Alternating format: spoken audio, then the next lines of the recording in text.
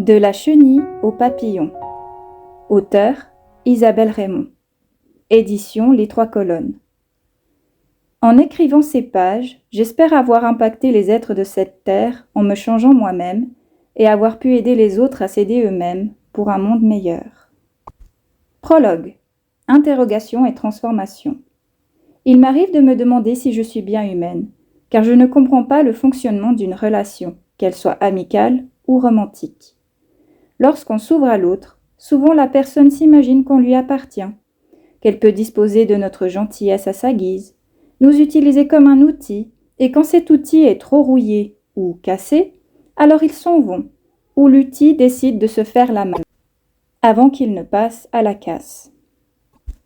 Est-ce donc cela une relation humaine, basée sur le profit, la domination de l'autre, le non-respect, le conditionnement ? Je me suis pliée à l'autre pendant des années sans tenir compte de ce que je ressentais. Je vivais constamment dans la peur du rejet. Je m'effaçais de ma propre existence jusqu'à ne me laisser aucune place, tant je craignais que l'on me rejette. J'ai fini par oublier qui j'étais, ce que je valais réellement, et que je méritais moi aussi une place dans ce monde. Je me suis détruite ainsi durant des années, jusqu'à vouloir fuir le monde pour de bon.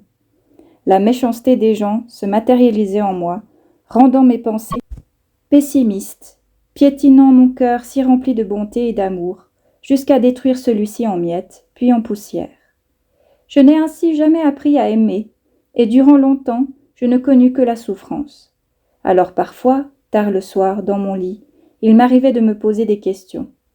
Pourquoi avoir choisi de vivre une existence si difficile ? Quel est le but de tout cela ? Et puis je compris une chose. Je compris que l'amour, le vrai, commençait par s'aimer soi-même, s'aimer sans condition ni jugement.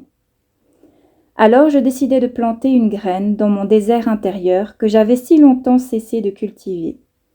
Je me mis à aimer cette graine, la bichonner, l'arroser, et petit à petit, celle-ci poussa, devint un arbuste, puis un arbre, qui engendra des fruits, puis des graines. À mesure que mon jardin intérieur fleurissait et s'épanouissait, je saisis alors que toute chose extérieure à soi est attirée par ce que l'on aimait intérieurement.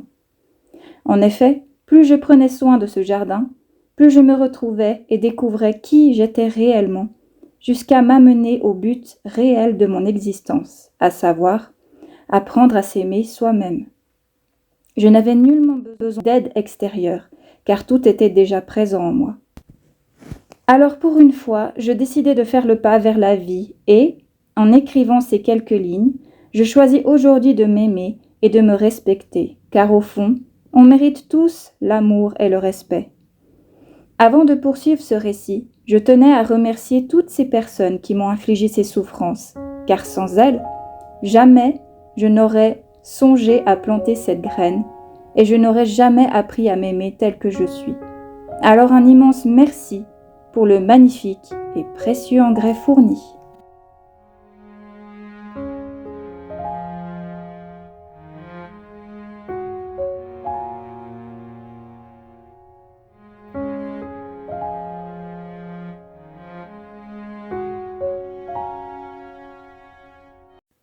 À toi qui as choisi de lire ce livre, sois la bienvenue. Félicitations, car tu vas enfin pouvoir te connaître réellement, te redécouvrir et certainement te libérer de toutes tes souffrances. À ton tour de pouvoir enfin cultiver ce magnifique jardin intérieur qui n'attend que tes graines et ton attention. Chapitre 1. Cesse de chercher les réponses à l'extérieur. Cherche en toi les solutions, car toi seul connais les réponses à toutes tes questions et tes doutes. Au commencement, il y avait une graine. Tout chemin a ses débuts. Le mien commença réellement lorsqu'un soir, allongé dans mon lit, je m'adressai à Dieu en lui demandant « Seigneur, apprenez-moi ce qu'est l'amour inconditionnel. J'aimerais savoir aimer. Enseignez-moi cet amour sacré. » C'est ainsi que commença alors mon voyage. Telle une graine de pissenlit portée par le vent, je projetai mon souhait dans l'univers, et ma vie et ses enseignements me transmirent alors leurs leçons de sagesse. Je pus observer plusieurs facettes de l'amour. Ses mauvais côtés, tels que l'emprisonnement affectif, la jalousie, le pouvoir sur l'autre, le conditionnement, la solitude, l'isolement, etc. Je goûtais à la plupart de leurs saveurs âpres, amères, acides et fades. Je me demandais alors, pourquoi devais-je vivre tout cela, moi qui avais demandé de pouvoir apprendre à aimer de manière inconditionnelle? Me voilà confrontée au pire côté de l'amour. Oui, mais j'avais oublié que, pour qu'un papillon soit, il devait être chenille au départ. Tous ces côtés sombres de l'amour me permirent de mûrir en sagesse, de comprendre le fonctionnement des émotions et d'apprendre ce que c'est que de s'aimer véritablement.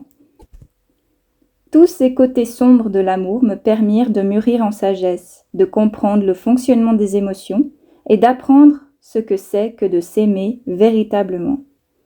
Lorsqu'on demande quelque chose à l'univers nous donne les outils pour construire notre projet, nos rêves. Ce n'est pas à l'univers de le faire à notre place. Ainsi, lorsque vous formulez votre souhait, ne vous attendez pas à recevoir tout de suite la solution ou le rêve concrétisé sur un plateau. Par contre, j'ai appris par la suite qu'il fallait imaginer la chose comme si cela était déjà obtenu et remercier l'univers. Nous avons ce pouvoir de concrétiser par l'imagination.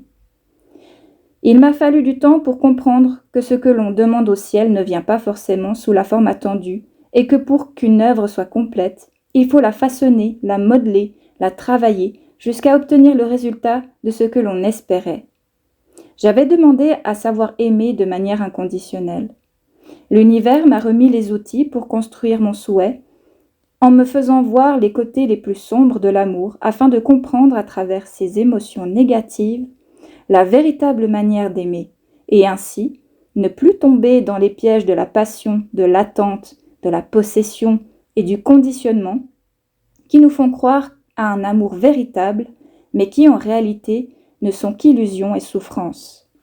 Je saisis également l'importance de ce fait, que si je voulais changer mon monde extérieur, je devais d'abord changer intérieurement, car tout est vibration. Tout ce que l'on émet à partir de soi attire ce qui répond à cette vibration venant de l'extérieur. À mesure que je parcourais mon chemin vers cet amour inconditionnel, j'appris ce qu'est l'amour de soi, le respect de soi, à laisser libre l'autre et me laisser libre, à m'autoriser à être pleinement moi-même et à m'accepter tel que je suis. Il n'y avait rien de complexe dans le fait de connaître l'amour véritable.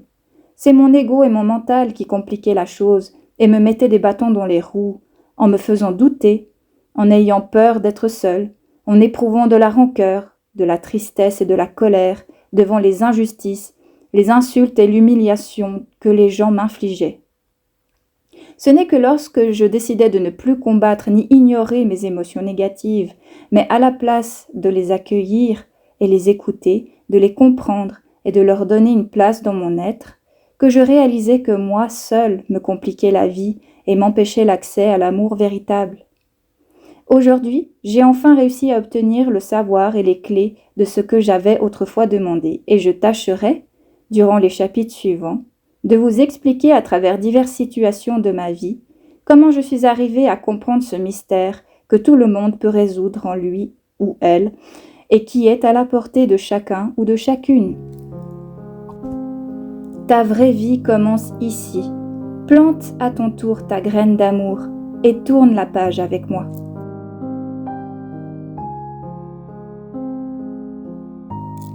Connais-toi toi-même. Ô toi qui crois savoir qui tu es, sais-tu seulement d'où tu viens? Ne sais-tu pas que la séparation n'est qu'illusion? Ne vois-tu point la lumière qui t'habite et abrite l'univers tout entier en son sein? Ne comprends-tu point que nous formons tous un seul être de lumière, cette source de vie appelée soleil? Tu penses être un corps et tu construis ton identité à partir de tes 5 sens. Mais ne vois-tu pas que ceci est un leurre que la condition humaine te fait croire? Ainsi, tu te berces d'illusions et crois tout connaître, alors que tu n'expérimentes qu'une toute petite partie de ton existence. Mais si tu te risquais une fois à voir au-delà de ton monde fait de matière, alors tu verrais que ton corps n'est pas ton être véritable, que tu es bien plus que de la chair et que celui-ci n'est rien d'autre qu'un véhicule que que tu empruntes le temps d'une vie. Tu penses être cette femme ou cet homme et t'identifies à son prénom, ses origines. Tu oublies que cet homme ou cette femme que tu penses être n'est qu'un rôle que tu joues dans la grande pièce de théâtre qu'est la vie. Prends de la hauteur et observe la réalité que tu croyais voir et connaître. Comprends-tu maintenant qui tu es et d'où tu viens? Tu es la lumière céleste et ton corps est né de la poussière de cet astre.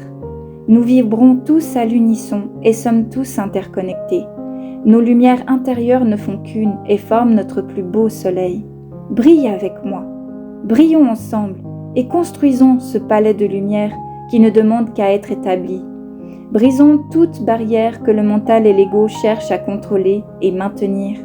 Formons le tout et soyons à nouveau tous un et connectés à la source de Dieu. Soyons ensemble le soleil.